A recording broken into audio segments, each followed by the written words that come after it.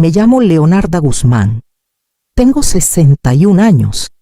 He pasado la mayor parte de mi vida haciendo malabares con números ajenos, presupuestos escolares, formularios de colegiaturas, cuentas de supermercado que nunca terminan de cuadrar, pero nada, nunca, me dejó tan sin palabras como lo que apareció en mi celular aquel jueves por la noche.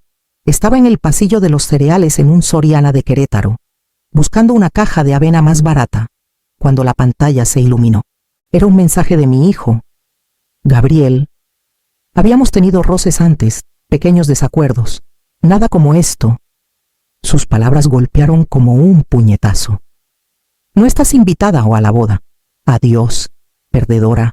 Por un instante, pensé que era un error, algún fallo del autocorrector o un mensaje broma para alguien más. Antes de que mi mente pudiera procesarlo, llegó otra notificación, un emoji de corazón rojo de su prometida. Mariana, solo un corazón, sin palabras. El aire a mi alrededor se volvió plano. Un niño en el pasillo de al lado pedía galletas a su mamá. Y ese sonido me atravesó. Tan cotidiano, tan familiar. Miré la pantalla hasta que mi reflejo se desdibujó tras el texto. Hablé con Gabriel 2 días antes. Revisamos manteles y la factura del florista. Esa mañana había enviado el pago final 20,000 pesos de mi cuenta para cubrir un depósito que él olvidó. Me agradeció con una nota de voz que terminaba con «Eres mi salvavidas». Ma, ahora, en medio del supermercado, parecía ser todo lo contrario. La gente pasaba con sus carritos y charlas quedas, sin notar que mi mundo acababa de tambalearse. Mis manos comenzaron a temblar, así que dejé la caja de avena y agarré el carrito hasta que el temblor cesó. No llegó ninguna explicación. El chat grupal, llamado Equipo Boda Familiar, permaneció en silencio. Esperé un mensaje, una corrección, algo, nada. Solo ese corazón rojo, brillando como un sello de aprobación sobre mi humillación. No recuerdo haber caminado al estacionamiento. Sí recuerdo la humedad pegándose a mi piel y el canto de los grillos comenzando cerca de los árboles de mezquite junto al lote. Me senté en el coche con el motor apagado, mirando el mensaje hasta que la pantalla se oscureció. Luego, en voz baja, susurré para nadie. Está bien. Manejé a casa sin terminar las compras. La carpeta de la boda esperaba en mi escritorio recibos, facturas, la prueba de todo lo que había pagado. No la toqué aún. Eso vendría después. Al llegar a casa, no encendí las luces de inmediato. La casa estaba demasiado limpia, demasiado quieta, con un silencio que antes me consolaba tras largos días de trabajo, pero que ahora solo amplificaba el latido de mi corazón. Dejé mi bolso en la encimera y fui directo al closet del pasillo. En el estante superior estaba una caja de plástico transparente etiquetada boda. La letra era mía, clara y práctica, escrita hace semanas cuando aún creía que la organización podía mantener a raya el caos. La llevé a la mesa del comedor y levanté la tapa. Adentro había capas de papel, facturas y recibos doblados con cuidado, con un leve olor a tinta y perfume. El depósito del salón, 40,000 pesos, pagados desde mi cuenta. El pedido del florista con las orquídeas blancas favoritas de Mariana, no reembolsables. El recibo de la boutique del vestido, firmado con mi nombre. Cada página tenía mi letra. Notas pequeñas en los márgenes, preguntar por entrega. Pago final la próxima semana. Pasé los dedos por los bordes, recordando cada vez que Gabriel decía, «Te pagaré cuando llegue el dinero de los regalos, ma». Lo decía con ligereza, como una promesa que no necesitaba pruebas. Le creí, porque así hacen las madres. Encontré el recibo de la cena de prueba en una hacienda histórica en el centro de Querétaro. Aún podía verlo ahí esa tarde, Gabriel riendo, con el brazo alrededor de los hombros de Mariana, los dos tan seguros de sí mismos. Me había dicho, «Tú eres parte de esto, ma. Nada de esto estaría pasando sin ti». Tenía razón. Me senté a la mesa, esparciendo los papeles como cartas en un juego perdido. En algún lugar bajo el peso de ellos, casi podía escuchar la voz de mi esposo otra vez. Antonio se fue hace 12 años, pero sus advertencias seguían resonando. No gastes tu valor para comprar amor. Nunca aumenta su precio. Doblé el último recibo con cuidado y cerré la tapa. Mis manos ya no temblaban. La caja era pesada, pero por primera vez noté que no era por el papel. Era por todo lo que había dado sin que me pidieran parar.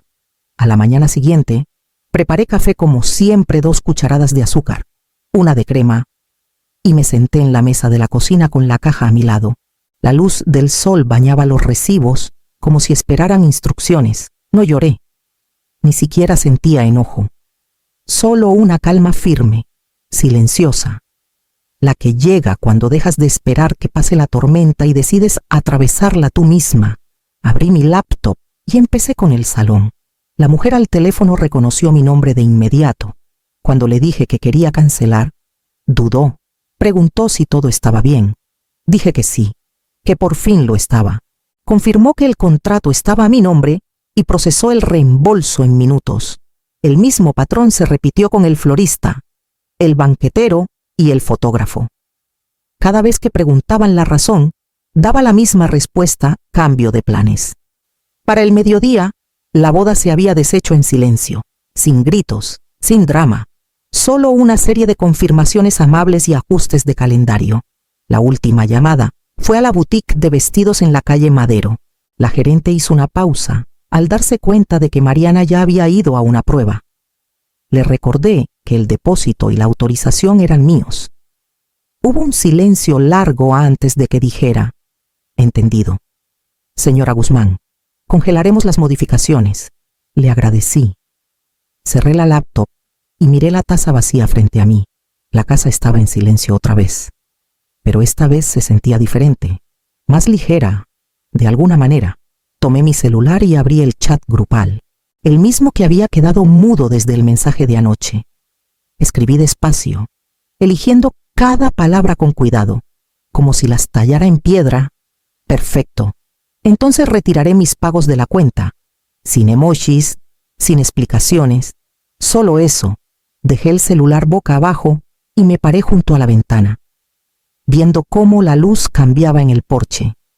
En algún lugar del silencio, me di cuenta de que el silencio podía tener su propio poder firme, preciso e imposible de contradecir.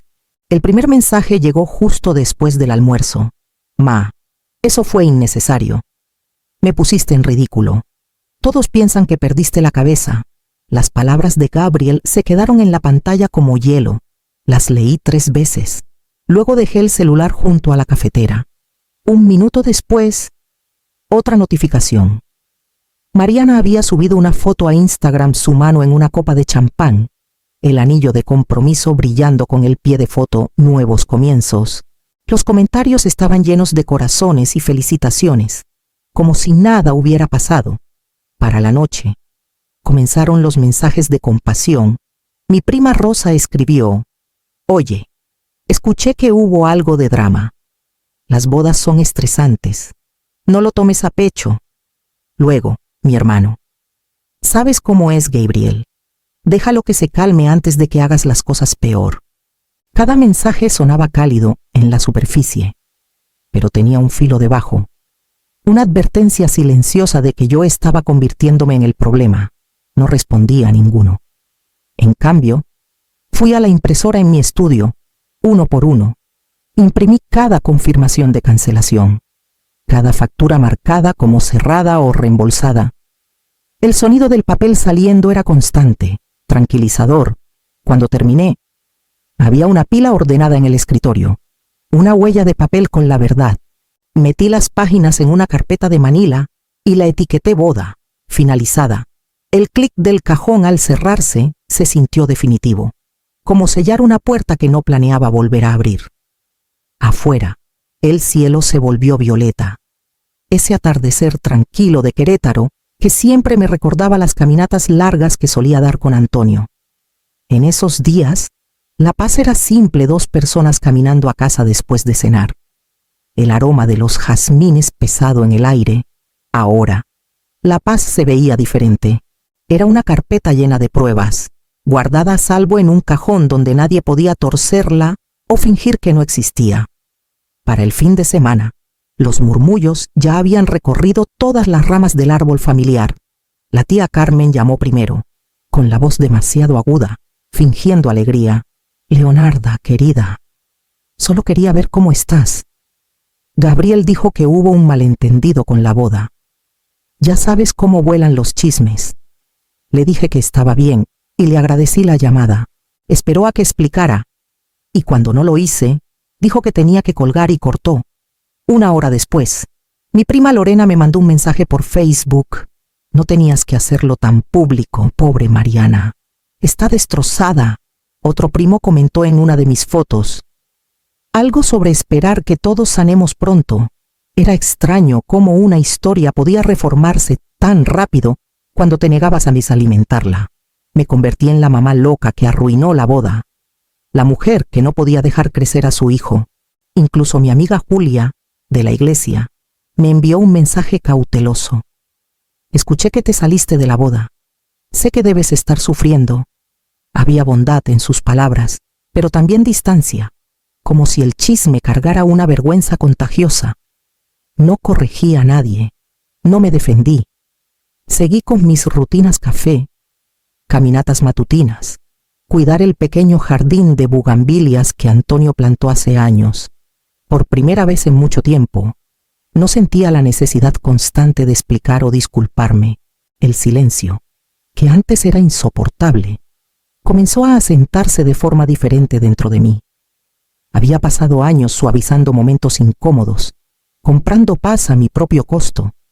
Ahora no había nada más que suavizar, solo aire, abierto y quieto.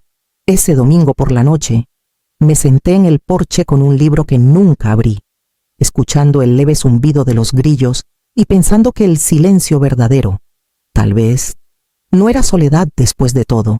Para el miércoles, las noticias comenzaron a regresar a mí, fragmentos de chismes entregados por personas que no se daban cuenta de lo conectado que puede ser Querétaro. Julia lo mencionó primero, con cuidado, después de la práctica del coro. «Escuché que el nuevo salón en el Jardín Cenea no se concretó», dijo, casi susurrando. «Algo con los papeles y los depósitos». Asentí, fingiendo que era la primera vez que lo oía. Esa noche, recibí un correo de la gerente original del evento, reenviando una nota de que alguien, seguramente Mariana, había intentado usar mi nombre para reactivar la reserva. El mensaje era breve. «Marcamos la llamada para verificación. No se preocupe, señora Guzmán, no procedimos».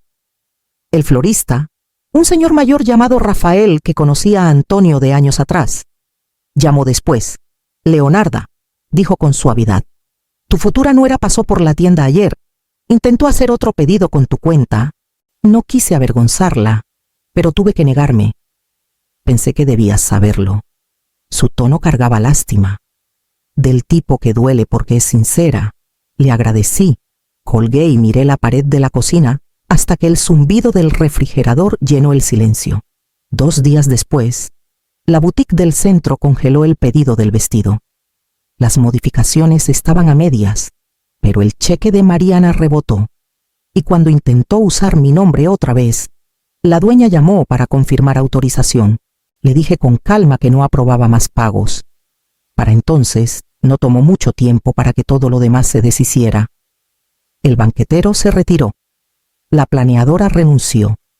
Y la boda, que alguna vez estuvo planeada al minuto, colapsó como un castillo de papel bajo la lluvia. Gabriel llamó esa noche, con la voz desgastada. «Ma, yo no sé qué hacer. Todo se vino abajo. Los proveedores dicen que tu nombre está en todos los contratos. ¿Qué hiciste?». Se detuvo a media frase, dándose cuenta. No respondí de inmediato. Escuché su respiración, pesada e irregular, como sonaba cuando era niño y rompía algo que no podía arreglar. «Buenas noches, Gabriel», dije suavemente, y colgué. No había nada más que explicar. Algunas lecciones no necesitan palabras. El golpe llegó justo cuando el sol se ponía tras el cerro. Esa hora dorada que hacía que Antonio pausara lo que estuviera o está haciendo solo para ver la luz filtrarse entre los fresnos. Estaba poniendo la mesa para la cena un plato, un vaso cuando lo escuché, lento, deliberado. No era un vecino. Al abrir la puerta, Gabriel estaba en el porche. Su camisa estaba arrugada, los ojos enrojecidos, el cabello sucio, el tipo de cansancio que ningún sueño puede arreglar. Por un largo momento, ninguno habló. «Ma», dijo al fin, con voz pequeña. «¿Puedo entrar?» Me hice a un lado. No se movió de inmediato. Solo miró más allá de mí hacia la sala, la misma donde solíamos construir ciudades de Lego cuando tenía 10 años. El mismo tapete que aún tenía la leve mancha de café de su primera noche de regreso de la universidad. «No sabía», dijo. «De nada de esto. Ella me dijo que tú ofreciste pagar todo, que querías ayudar. Dijo que eso te hacía feliz». Caminé a la cocina.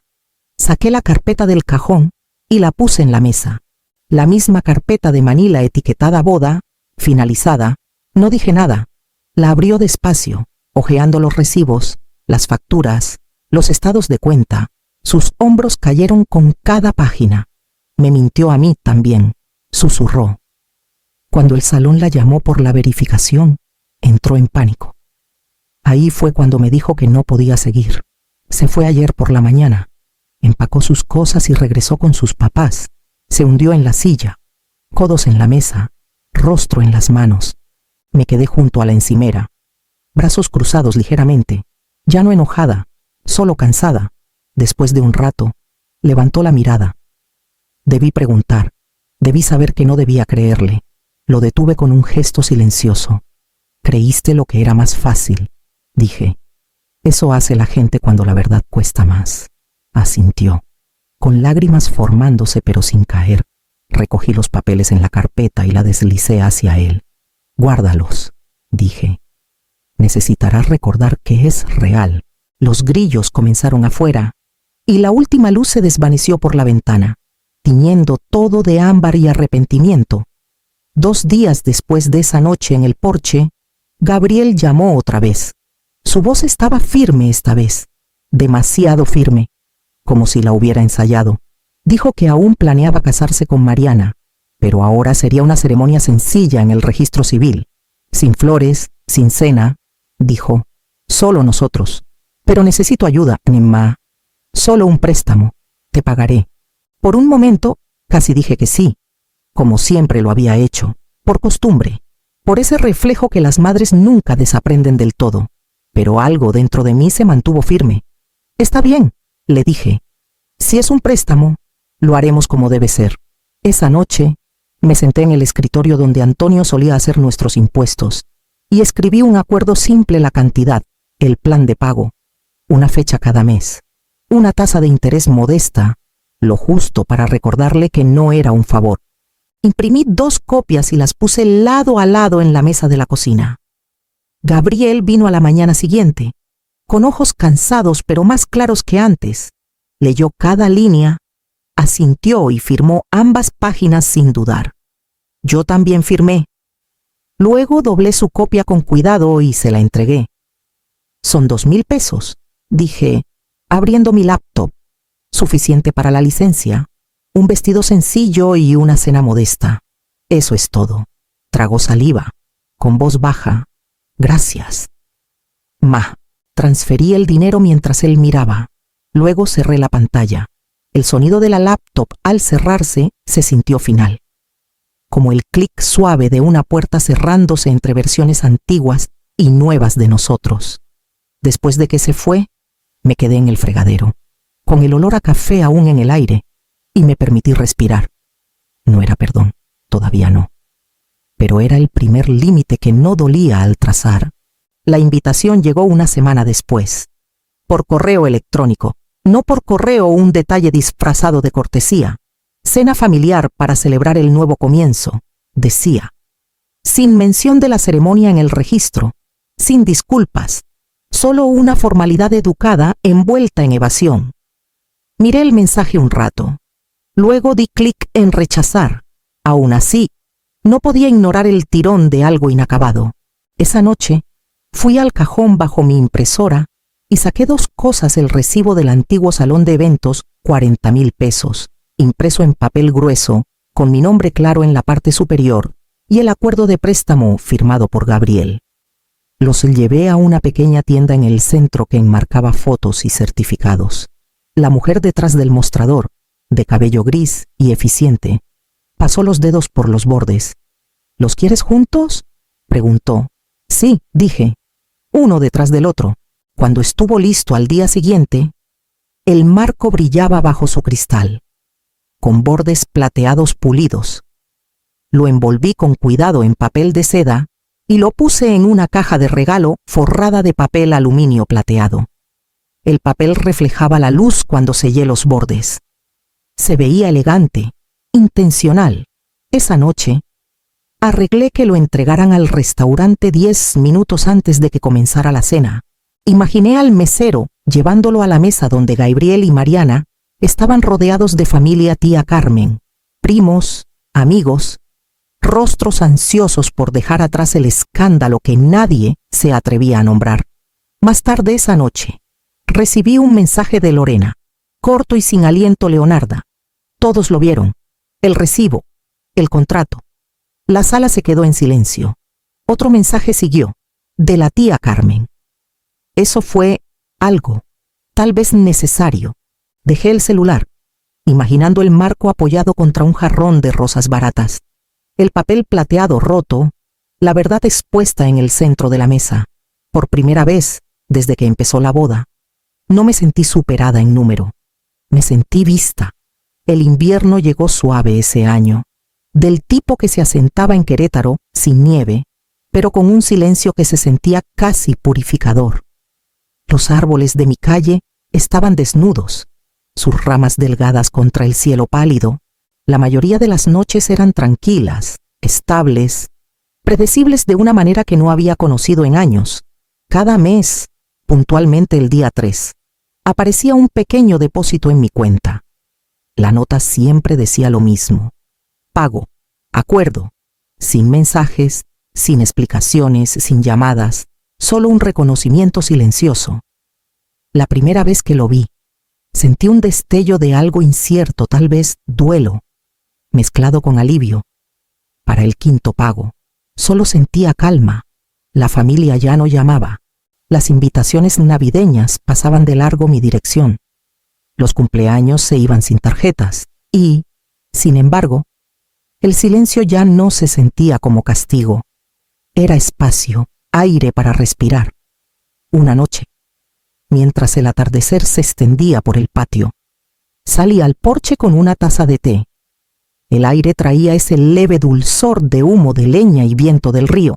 Alcancé el interruptor de luz junto a la puerta, el que Antonio había instalado él mismo el verano antes de que Gabriel empezara la preparatoria.